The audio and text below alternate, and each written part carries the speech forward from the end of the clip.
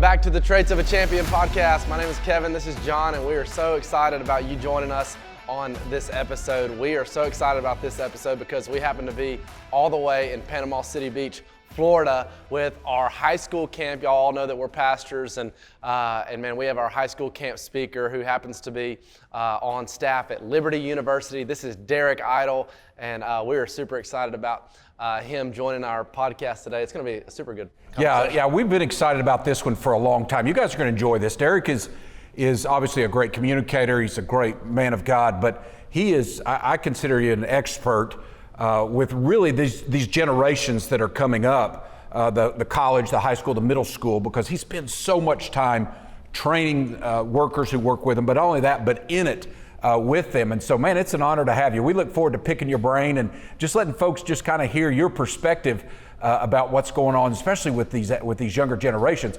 And that's where I'll start. You know, Derik, we've got a lot of, there's a lot of talk about, this next generation, they're the AI generation. Do they get it? Do they get it? But I'm telling you, all you got to do is come hang out a week at camp. Yeah. And you'll get so much hope because they are smart. They get it. They're passionate about things. And I'm telling you, it's very, very encouraging. Talk to us real quick, just about how important it is. And this may not appeal to everybody, but how important it is. I know camp was big in your life. Yeah. But for parents out there, about finding, especially a church camp, and how important that is for their students. I'll tell you a story. Please. I was at before I was at Liberty, and I direct a youth ministry program at Liberty. Before I was there, I was at a large church in Atlanta, Georgia, and I was sitting in a meeting, a staff meeting, and I'd been at the church for a couple months, and I was having a conversation about camp, and this is the executive leadership team. We were having this conversation, and they had actually killed camp. They said, we're not doing camp anymore. And one of the reasons why they had killed camp was because it become this money pit, and they're trying to figure out, what is the ROI on this, So we're in this meeting and we're talking about ROI, and they're talking about the money spent. I said, well, is this a ROI situation or is this a leadership situation? Like, what if we could lead camp and do camp and it not be a money pit? What if we could figure that out? Maybe there's a leadership conversation here. But they were like, no, we're not doing camp. And I'm telling you, it was a prompt from the Holy Spirit.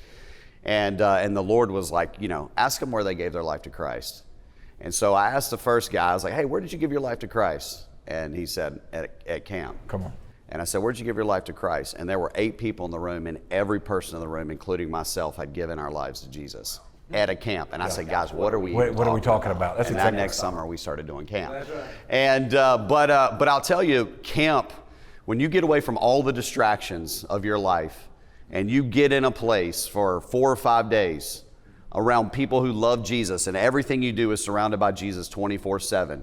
Like, God just moves and shows up in people's lives, and things happen. And so that's why I love camp. Like, there are kids that just you can't get through to on 2 hours on a Wednesday night. God can do anything. He can get through any person at any time, and He doesn't need any time. But you know what I'm saying? Yeah. There's something about the relationships built over time at a camp. I even tell my volunteer leaders, you have 100 hours a week with your kids at camp. It's going to take you an entire year of student ministry nights to get that same amount of time. So I want my leaders to be at camp too, to invest in them relationally. But yeah, it's so powerful. Well, and I think, like you said, getting them away from all that just bombards them on their phones and their friends and just everything of this world that just absolutely is just doing everything they can to get their attention, because the world's really good at getting their attention and in these short spurts and all that entails. So absolutely. Yeah. One of the things I love about camp is that it does get you away from the distractions and all those kind of things. But you've had the amazing privilege of speaking at I don't know how many camps. You probably have kept record of it somewhere, right? But you've spoken at a ton of different camps with all different types of kids. And so middle school kids, high school kids, and you've also, one of the cool things, I've known you for a long time. This is probably our 5th or 6th event we've done together. And even since the time we first started doing some youth ministry events together to now, it's a totally different generation. Oh yeah. And so what would you say, you've been doing youth ministry for how long? I've been doing youth ministry for 25 years. So what would you say are some of the top 3 most significant changes from when you started doing youth ministry to now? Well, a lot. There's a lot of changes. I would say top three, one of them would be there's a misunderstanding that people in churches and people that are over, let's say over 25, 30 years old, about what this generation is like and what they're about. These kids they're not weak, they're tough. They've been through some stuff. They went through COVID. They've had some challenges in their life. And so they're tougher, they're eager, they want real truth. They don't want fluffy truth. They want real truth. They want the good stuff. And so you don't have to baby them. And so I'll give you an example. Early on in student ministry, probably my first 10 years of doing student ministry, we did a game every week in our student ministry. And even today, there's a lot of youth ministries that still do a game every week in their youth ministry services. I probably haven't done a game in high school ministry in over 10 years. Yeah. It's just different. You don't have to do games in your service every week in order to connect students. Like, they're ready, they're hungry, they want to be engaged to what you're doing. So I think that's a big deal. Another thing that has kind of changed the game a bit over the years is students they're way ahead academically. They're way ahead in a lot of ways than they were 20 years ago. Like, early college didn't exist 20 years ago. The push towards, AP classes and a lot of the stuff that they take now that pushes them on a track much more quickly. And I think that impacts how we engage them. And so where used to, and for a while it was, man, you can't preach to them for more than 10, 12 minutes. They have short attention spans. You can't do that. And I would say that's a huge mistake if you think that way. They're sitting in AP Calculus BC classes for an hour, and you can't teach them just the simple, incredible truths of the gospel in the Bible for 30 minutes. Like, that makes no sense to me. And I think people that are leading effective student ministry with the next generation, they're not hiding from the truth. They're preaching God's word. They're leading these students in those type of ways, right? And then I would say maybe the third big shift in the church, and I think there's some denominations that have moved this shift faster than others. And some churches that have moved this shift faster than others. I think this is probably something the church is going to feel a little bit more in recent history, what's coming up now. And that is students engaged in serving in the church and serving all over the church and being engaged in what happens on Sunday morning in the church. And I'm not talking about student ministry on a Sunday morning. So a shift that we've made at Thomas Road Baptist Church, where I also lead the student ministry, is we actually do not do student ministry on a Sunday morning anymore. We moved away from that. And we did that to get our students attending church, connecting in church, serving all over our church. And what we found is the discipleship of that has been unbelievable. We have about 240 students right now, middle school and high school kids, that serve all over our church on a Sunday morning.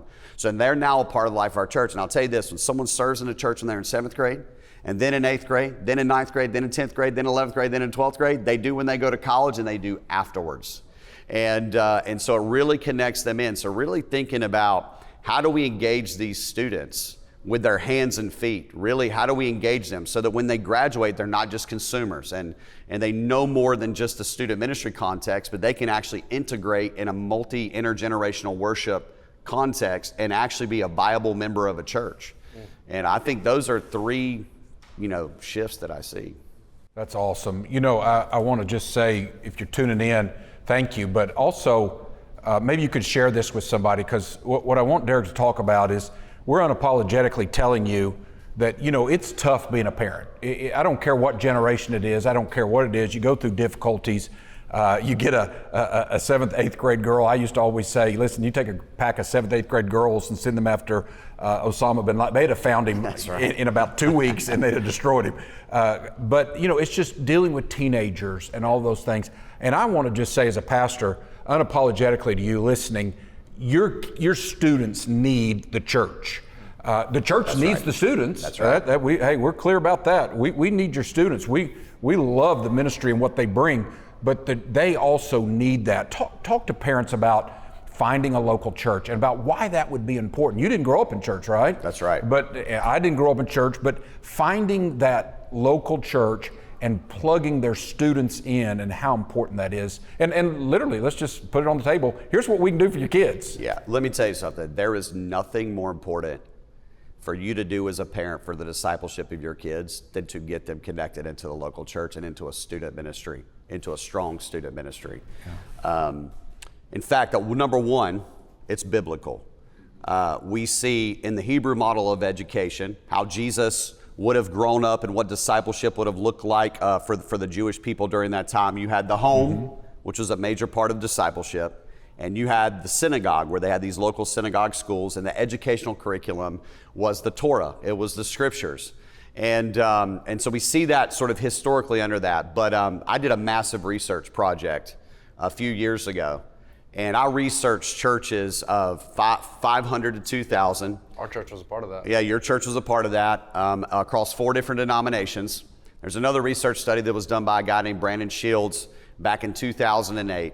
And what my research study and his research study did was completely demolish the idea that kids are leaving the church in droves when they graduate from high school. Oh, that's cool. Actually, what we found is that when they are connected into a local church, student ministry, they're not only not leaving the church, but the probability of them staying in the church there's no other research category that compares to it. In fact, I would even be as bold as to say this. There's not a single factor in all of the literature that would suggest a higher retention for someone walking with Jesus as an adult than previous youth ministry commitment. That's awesome. The study on having 2 parents that walk with Jesus and then walking with Jesus as an adult, the research shows about 80% of those kids walk with Jesus as an adult. Wow. If you're a level 4 youth ministry committed kid, that's someone they're at everything in the student ministry. The retention rate's 98%. And in my research study, there wasn't a single student that had 2 parents that believed in Jesus and were really committed to their student ministry that left the church. Right. So it shows us that even biblically, we see, the church and we see the home as a part of the discipleship connection. We see both of them together. When those are at place, your kids don't leave the church. And I know there's things that compete with your time. We have these robust conversations in my home, right? Mm-hmm. My daughter's a dancer and she dances, 5-6 days a week, and she loves dance. And my son plays baseball and soccer, and there's sports and traveling, and there's all the stuff with that. And we've made commitments as a family to say, you know what? I don't care if my son's ever a Major League Baseball player. I care that my son walks with Jesus when he's an adult. That's what I care about the most. And so I think that your kids can play sports and do all the things that they do, but as parents, you have to make decisions to say, when we're raising our kids, we need to get them connected to a church and into a local body. I also think there's something powerful about students being with their peers who love Jesus. Yeah. They need to have friends that love the Lord. And where do you find that? You find that at church. Yeah. You know what I'm saying? Yeah. They have the biblical accountability. I think there's a lid to discipleship unless accountability is taking place. And when they're in a student ministry, it provides an environment for them to meet young men who want to chase after Jesus along other side of everything else they're doing in their life, and are going to give some accountability to what they're doing. So I do want you to speak into this, to kind of a follow-up question to his question, which is going along with what we're talking about. One of the things that we constantly hear as pastors in the church, in the walls of the church, is that I don't want to make my kid go to church. I don't want to make them go to student ministry. I don't want to make them go to camp. I don't want to make them do those things. Sure. That to some degree, I disagree with that. You make your kid go to school, you make your kid go to practice, you make your kid go to all these things. Correct. But a lot of people, here's their reason that they say that. We don't want to force Jesus in church on our kid. What would you say to something like that? A 14-year-old doesn't know what's best for them. And as an adult, you know what's best for your kids. And it's why you make them go to school, even if they don't want to go to school. And you make them go to practice when they're like, I just want to be at home on my iPad. You do that because you know what's best for them, right? It makes sense to me that if your child doesn't have a relationship with Jesus, that they're not going to want to be a part of things that are going to lead them to a relationship with Jesus. Right. Which is all the more reason why you should bring them to the places that are going to help foster a relationship with Jesus. Because otherwise, where else are they going to get it? Also, there's a lot of research on young men and young women needing another adult in their life that is pouring into them and investing into them spiritually. And it's also biblical in Titus chapter 2. We see the ministry leaders, the pastoral leaders are to challenge their people. Older women pour into younger women. Older men pour into the younger men. And your children need those people in their life. And they don't know what's best for them. But you do. You're the spiritual leader of the home, and you know better for them than they know for themselves. That's awesome. That's awesome. And there's a responsibility to say, you know, sometimes we put so much pressure on, well, they don't want to do this. I don't want to force. Yeah. And you're putting too much pressure. It's not their job to decide in a lot of these cases what they should and shouldn't be doing. Don't put that kind of pressure on a kid. That I always call to my house, and I've talked about the church, don't ever let the kid be the CEO of the home. That's right. Because they can't handle it. That's and you're exactly putting right. so much pressure on them. The most loving thing you can do is get them out of the CEO chair and just say, hey, you're going to do this. And I'm telling you, and often parents, well, I should make them come to church. I'm like, well, we're not cooking them and eating them up there. That's I mean, right. we're doing good things. We're trying to reinforce the values and the things that you want to see in those. So, Derik, that's awesome. You know what? Let me add to that thought there for a minute, because I think this is an important distinction too. Let's say you go to a church and your kid's not getting connected at that church. You need to go to a different church. Go to a church where your kid can get connected. I think a lot of times when parents are choosing a church, they are choosing a church based on what they like because they're the adults. I will sacrifice preaching that I like, the worship style that I like. I will sacrifice all of that to be in a place where my kids can be discipled.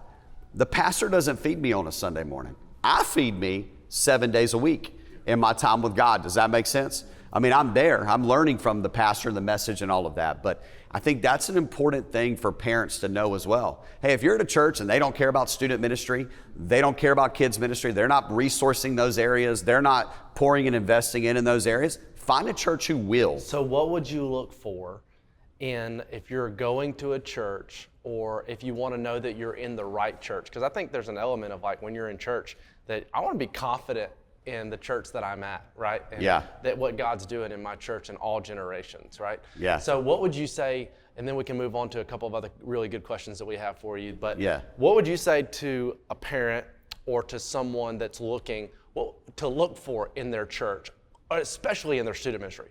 Like, what would you say, these are the things that I would say is a good, healthy student ministry? Well, one thing I would say is, when I show up with my kids, does it feel safe?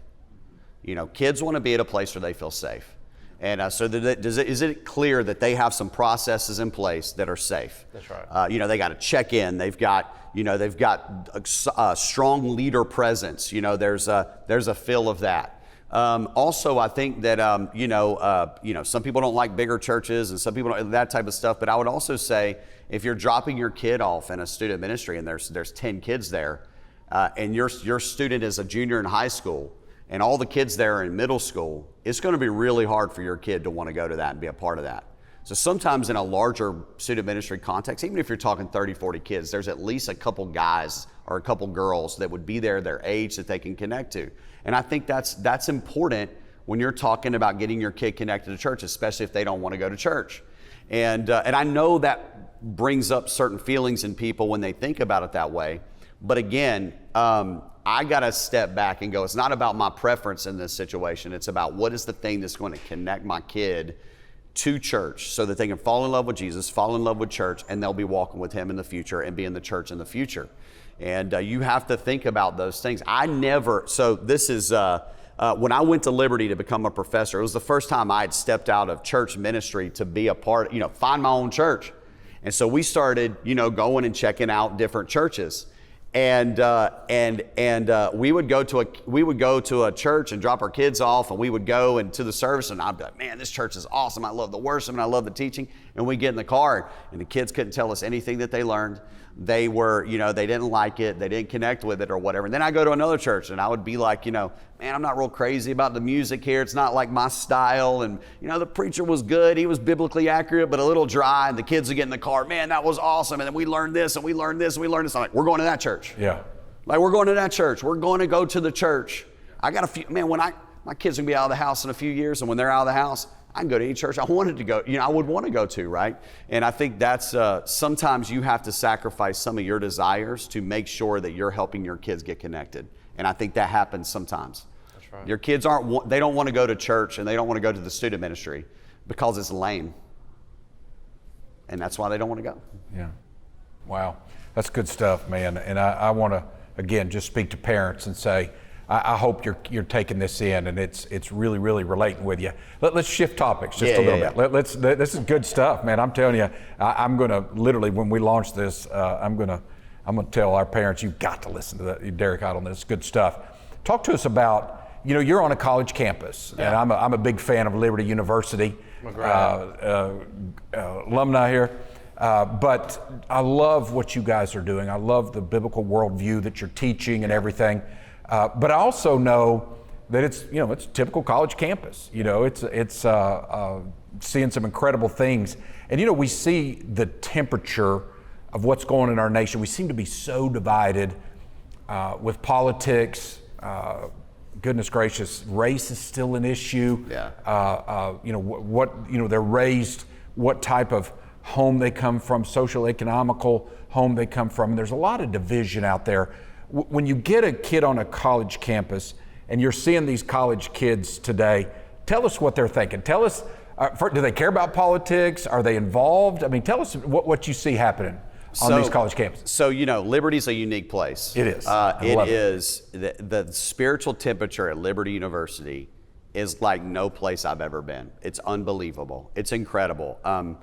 And the faculty there, love Jesus. The spiritual temperature of the students. It's incredible. Mm-hmm. I would say that politics are a secondary issue to Jesus at Liberty. Yeah. Nobody, I think that, sometimes in the media, they rile this thing up like, college students are, it's political firestorm or whatever, and they're showing some Ivy League school where there's all these protests or something like that. I don't experience any of that at Liberty. And I talk to friends at other colleges as well that are professors, and they don't experience that either. I would say that the students are tired of the division.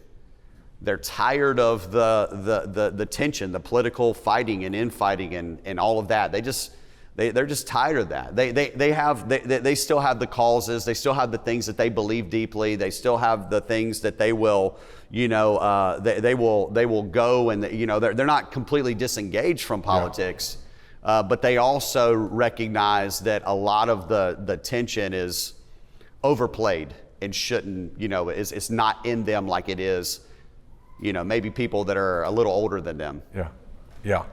They're jaded from it a bit. And that's I would just say unapologetically, I love your president. I was with him in December in a meeting, and he's the real deal. Godly and so man. I would absolutely not apologize one bit for making a commercial for Liberty University, because y'all are producing stars. You talk about champions and traits of a champion. You guys are producing some major champions, some world changers.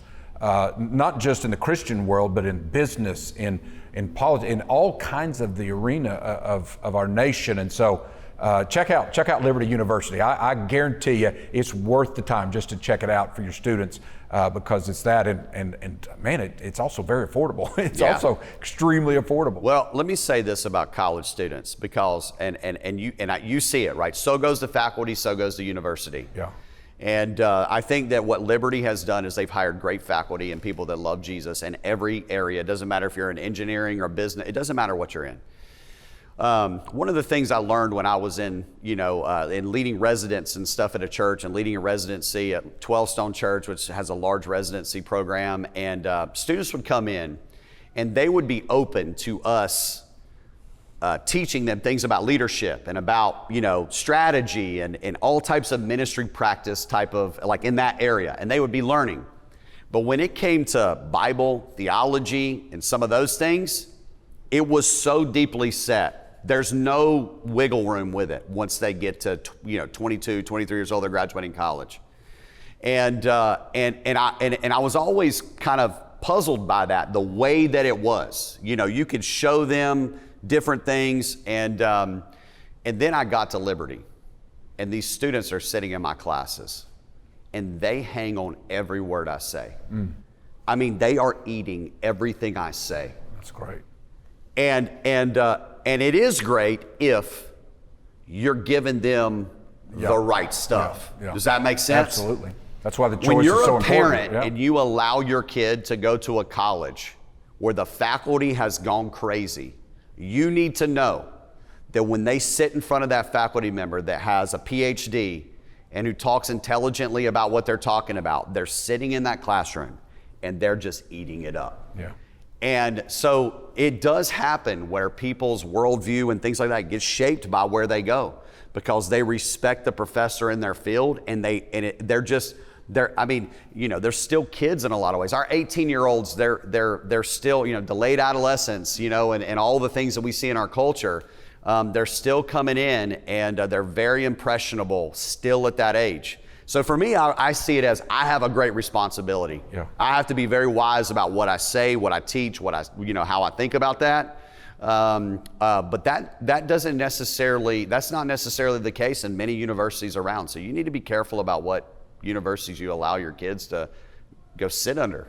Yeah, I think because of what they're going to get careful. Indoctrinated with. Yeah, I think very careful is the term, because they are going to shape your student. They're No going to doubt. shape their thinking, their behavior. They're going to shape everything. Correct. And it's intentional. I mean, it's intentional yeah. because everybody sees. That's the time. So, well said. And again, check out Liberty University. You won't be sad about it. That's right. And he would say that, but listen, I'm telling you, I would say that. That's great. Yeah.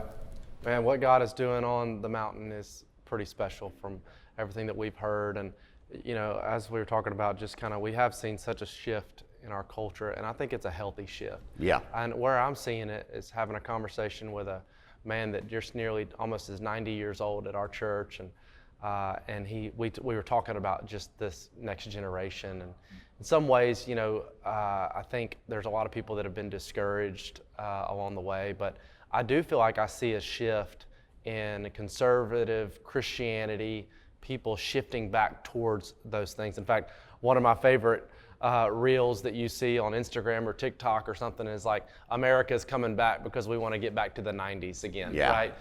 And it really does feel that there's like this seismic shift with a younger generation wanting to get back to just living the Bible says to live a tranquil and quiet life, to live a true, good, godly life, and do it the right way. Yeah. So I say that to say, what can, just kind of in our last closing question here, is that why do we need to be encouraged about the next generation? I mean, you deal with college students. I don't know how many students you deal with on a regular basis, but why do we need to be encouraged about the next generation? But not only that, as parents, as people that are listening to this podcast, why do they need to invest in the next generation? Yeah. Well, one, they're tough, they're smart, they're bold.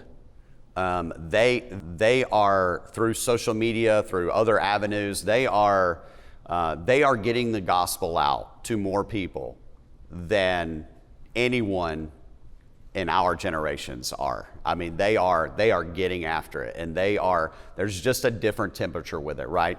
I love, Shane Pruitt talking about it being like the revival generation. Right. And that's how I feel about it. I mean, you can tell when I go around the camps, I speak at, 5 camps or so a summer, and I go around these camps, and, and I have my own student ministry and a lot of stuff that I'm working in. The receptivity to the gospel is pretty exceptional. We need to be excited about that. And we need to be excited about that, right? We definitely need to be excited about that. Also, I do a lecture in one of my classes at Liberty, and I call it the 8 most important years of anybody's life. And I say the 8 most important years of anybody's life are 14 to 22 years old. That's when your worldview, your values, the type of person you're going to marry, the career path you're going to take. I mean, I give a list of about 12 things that happen over those times, and I show data to back it up. But trust me, 14 to 22, 8 most important years of anyone's life. I say the 2 most important years of anyone's life is senior year of high school and freshman year of college. Those are the 2 most important years of anybody's life. There's a lot of decision making that happen over those 2 years that have a tremendous amount of impact on what your future is like. And I'm going to tell you this, when a kid does not win 14 to 22, they virtually, almost in every case, they never recover. So when they go to college and they get in the fraternity and it's about, partying and keg stands and living their life and whatever, they don't recover from that in the future, fully recover from that. It leads to a lot of bad decisions and all this. Anyways, I lay this whole thing out in this lecture that I do. But I bring that up to say this is why we need to pour and invest into the next generation, because it's the most important years of their life. We get the opportunity to shape and form and speak into their worldview and their values and how they think about those things. And also, all of the data shows there is no people that are more receptive to the gospel than people who are under the age of 18. So people under the age of 18 are the most receptive to the gospel. Most people give their life to Jesus before the age of 18. All the data shows that. So I think it's important that if we were a business and we were thinking about ROI, where are we going to spend the most amount of resources, we're going to spend it in the place where we're going to get the highest return on investment.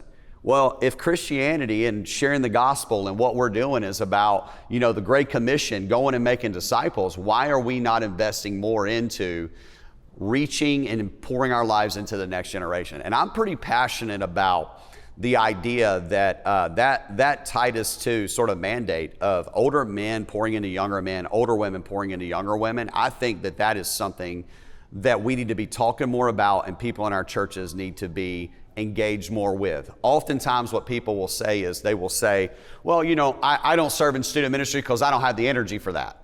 I don't serve in student ministry because I just don't know how I would connect with them. And they've made some excuse. Well, what if they said, you know what? I don't give at the church because fill in the blank. And I don't tell other people about Jesus, fill in the blank. We will immediately, as pastors and ministry leaders, give them, well, but the Bible says, and here's this, and we'll immediately disciple that idea out of them. But when older people in our church are not doing anything to invest into the next generation, we just let it go and we don't say anything about it. And I think there's something about that's important. Our church has to see the value of the next generation. Our churches do, and we have to say, we're going to get behind. We're going to get behind what God is doing here, and man, get ready. I'm telling you, these Gen Zers right now, these kind of the back end of Gen Z and these Gen Alphas that are in middle school right now, like get ready. They're world changers. They're world changers. It's coming. Our nation is not going to be the same in 10 years because of this group of people coming through right now. Yeah. And I'm encouraged by that because I do hear people in some ways that are discouraged. They complain about the next generation. And I love what you're saying is, hey, instead of complaining, see what God's doing, number one, but also get in the game. That's right. If you want to see a shift, go help us. Man, we've That's got right. One of my favorite leaders here at our camp is in his mid-60s, and he comes every single year. He served in our nation's Air Force. It was very high up. Retired colonel, lieutenant colonel. And carves out this week every single year because he values pouring into the next generation. He'll tell you, he caught me last night and just with just this aggression and just this healthy aggression of these young men that he's talking to, and they're this close to getting serious about Jesus. And I watched that and I said, that's a man that gets it. A guy that truly is like, what? I see this next generation. I believe in it, but I'm also going to do something about it. That's right. And that's what I love hearing you say and telling all these parents to do the same thing is get involved in your church. Serve in your church. Be a part of it because I promise you this, you're discipling your kids and how you serve in your church as well. And so, man, I love what you're saying. Just get in the game. I'm encouraged about the next generation. I don't know about you. I'm so encouraged. And, this whole podcast, Derik's about we can be champions. Don't settle for a participation trophy. God never called us to do that. He called us to run the race to win. That's right. And I want to just say to parents, to everyone listening, man, quit settling for the participation trophy. Go for the win in your life, in your parenting, in your marriage. But listen to this. We can set our students up. We can set our kids up to have incredible lives and to be the champions that you want them to be, because you love your kids. You want you want better for them than you have for yourself. That's right. And so it's not going to just happen by osmosis. You have to be intentional about it. And so I guess if you hear nothing else, be intentional about pouring into your young people, your kids. Maybe you don't have much hope right now. Maybe your kids, they don't want to, I don't want to talk about it. I want to talk. Listen, you can still influence them if you're intentional about it. So we want to encourage you out there to don't quit. Keep going on, especially with your kids. They're worth every bit of it. And I'm going to tell you, and I agree with Derik. Derik's an expert, and I'm going to jump on board and say I'm not an expert, but I watch students, and I'm telling you, this generation gets it. They do. They are absolutely world changers. So thank you for saying that, because, man, that just fires me up anymore. And I'm going to go back to how we started. Listen, I'm going to tell you, if you're ever discouraged about this next generation, come and go to camp. Go to your church and go to camp with them. You will leave so inspired for this next generation, because they get some things that I got to tell you something. My generation, Kevin's generation, y'all's generation don't get. And that's exciting, and I think God uses it very, very much. So, hey, man, thank you for your time, bro. Thank you You're so a star, much, man. dude. You're a star, man. And I appreciate it. Yeah, I appreciate your so investment much. to our students and for your time here, man. Such an honor. You're a man. Well, if you're a parent, if you're a student pastor, a pastor, if you're connected to a local church, it doesn't matter. What I want to encourage you to do is listen to this podcast, share it on all of your social media, because more people need to hear the exciting news about this next generation. But not only that, they just need to learn and continue pressing into all that God wants them to be, because here at Traits of a Champion podcast, we want to challenge you to be all that God wants you to be. Go be a champion out there. Seek to do the best in everything that you do in this life. Instagram, Facebook, TikTok. Make sure you look us up and share all the content. We can't wait to see you guys next time on the episode. Thanks so much for tuning in to the Traits of a Champion podcast, helping you pursue the wins in life. If you enjoyed today's episode, be sure to hit subscribe. You can also follow along with us on Facebook, Instagram, or watch our episodes on YouTube.